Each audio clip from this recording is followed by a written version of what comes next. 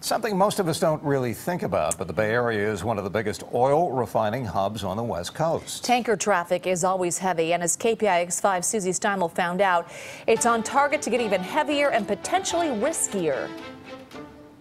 California is committed to doing whatever is necessary to meet the existential threat of climate change. Talking tough on environmental issues is something politicians in California do so often, it might as well be the state slogan. Can we expect any announcements talking about curbing drilling in California? But when it comes to big oil, they're hoping you won't pay attention to what's crisscrossing the San Francisco Bay.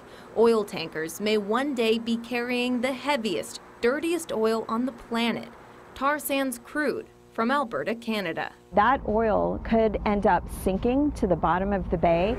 Sejal Chokski-Chu is the executive director of Baykeeper, a nonprofit watchdog group that monitors pollution in the bay. Many of the agencies, the response agencies, have no idea how to respond to that kind of an oil spill because they've never done that before in a marine environment. She says the telltale sign that tar sands could be coming is this marine terminal in the Carquinez Strait, where oil tankers deliver crude to Phillips 66. The refinery wants to expand the terminal to more than double tanker traffic from 59 to 135 ships a year.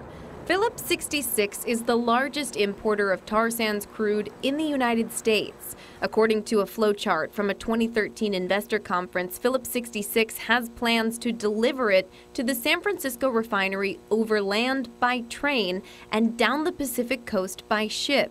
Environmental groups sued and recently stopped the train plan in its tracks. The marine terminal now becomes the other option. Our bay is becoming nothing more than a marine freeway.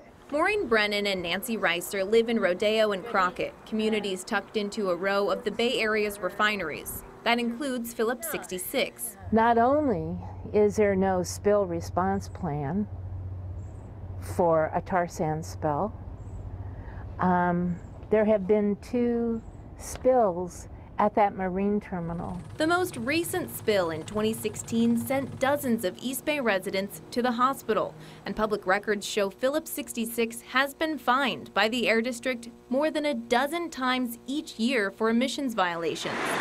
Yet the refinery recently received approval to process an additional 4,000 barrels of crude a day. Nancy and Maureen worry the terminal expansion will get rubber stamped as well. The money that goes to operate that department comes from permits to increase production, etc. So with every permit they grant, they get more money. Since 1987, Phillips 66 has paid the Air District nearly $30 million in permit fees and fines, which has environmentalists wondering if there's a conflict of interest here. We're working with our partner agencies. Pam Leong with the Bay Area Air Quality Management District is in charge of issuing permits to Bay Area refineries. Why would this refinery, given its bad history, be allowed to expand?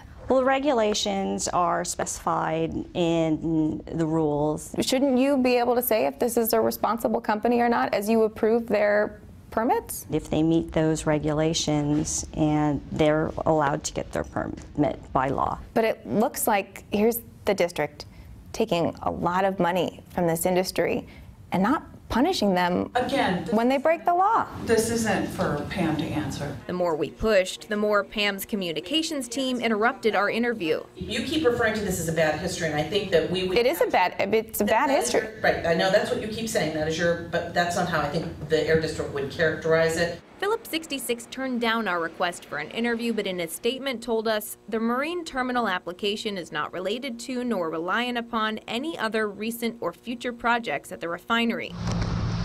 Meanwhile, back on the bay, Sejal and the Baykeeper crew are patrolling and monitoring developments. I would love to one day see this refinery be a complete museum for what we used to do back in the dark days, and we didn't realize how harmful it was to our environment. That would be the vision for the future, where we actually don't see this refinery operating at all.